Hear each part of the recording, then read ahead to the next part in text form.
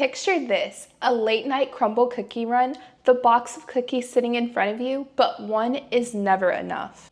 Why does this sugary indulgence feel almost dangerous?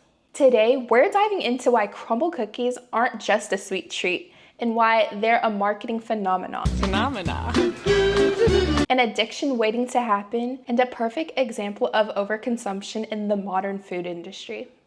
Let's take a deep dive into the world of Crumbl cookie, the dessert sensation that has taken the internet by storm. From their viral TikToks to their rotating flavor menus that have created a massive fan base. Looky, looky, looky, it's Crumbl Cookie. Crumbl has captured our attention and our taste buds. But what happens when a treat designed to be just a little indulgence turns into a full obsession?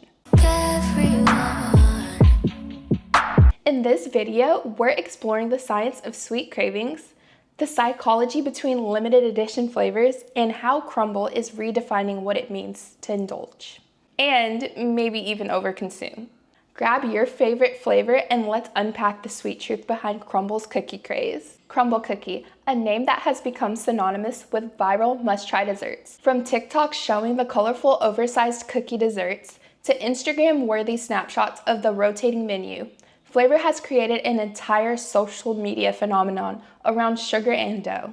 But it's more than just good cookies.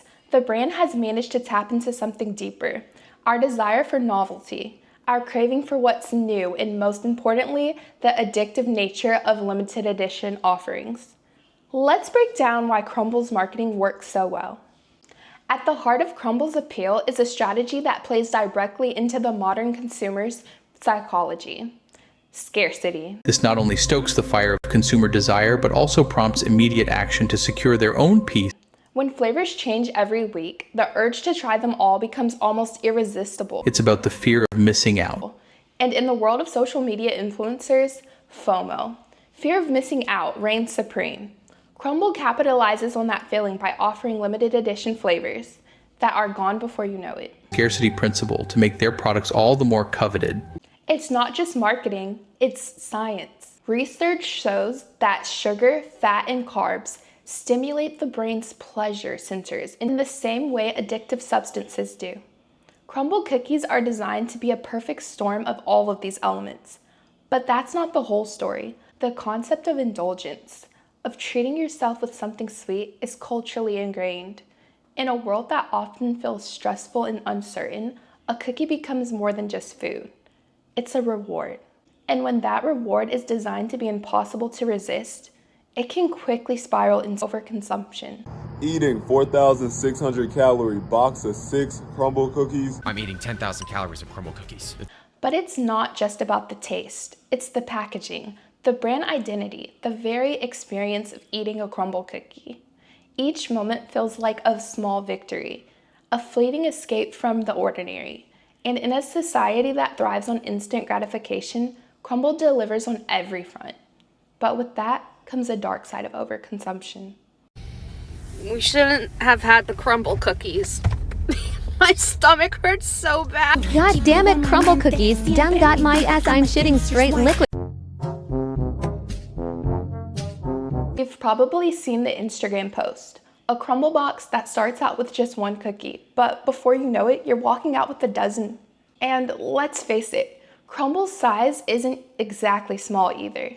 A single cookie can contain the same amount of calories in a meal, and they're often packed with sugar, fat, and empty calories. What happens when people start buying more than they can reasonably consume? It's a vicious cycle. Eat too many cookies, feel bad about it, then buy more to treat yourself again. This overconsumption feeds into an emotional roller coaster that leaves customers feeling stuck in a loop. But it's not just the consumers that are affected by this cookie craze. There's a darker side to the Crumbl empire, and it's the people behind the counter. As Crumbl's empire grew, so did its reputation for treating its employees poorly. From long hours to low pay, I just wanted to get on here and talk about Crumbl cookies. Employees have been vocal about the toxic work culture that exists behind the scenes. In an industry that revolves around luxury, indulgence, it's ironic that the workers who make these indulgences possibly are often treated with less care than the cookies themselves. While Crumbl is raking in millions of dollars in sales, the workers are left to deal with intense pressure, understaffing, and poor management practices. In fact, a number of former employees have shared their stories of working long shifts with little to no support. Many report feeling overworked and underappreciated. And while the company promotes a culture of fun and creativity on social media, the reality of many of its staff is far from sweet. Some employees have even taken to social media to air their grievances, calling attention to things like forced overtime, unrealistic expectations, and a lack of respect from management. In the same way that Crumbl promotes a luxury cookie experience to its customers, it's been accused of promoting a toxic, exploitative work environment. When we talk about overconsumption, it's not just about how many cookies you eat. It's about the systems that fuel our cravings, and how those systems at their core often rely on exploitation, both of workers and of consumers. When a brand like Crumbl thrives on the addictive nature of its products, we must ask, is this a system that we should be celebrating, or one that we need to rethink entirely? By tapping into our desire for instant gratification and making cookies feel like a reward, Crumbl has created a cycle that makes it harder to stop, even when we know we should. But beyond the individual, this model also exploits workers, who are given few incentives for their hard labor. When we support businesses like Crumbl, are we truly making a choice that aligns with our values? Or are we simply contributing to an ongoing cycle of overconsumption that harms both people and the planet? So, what can we do about it? The first step is awareness. We've all been there, indulging in a sweet treat, perhaps without really thinking about the larger systems at play. But what if we can consume more mindfully? Very demure, very mindful. Could we find a balance between enjoying Crumbl cookies and being aware of the impact on workers and the culture of overconsumption?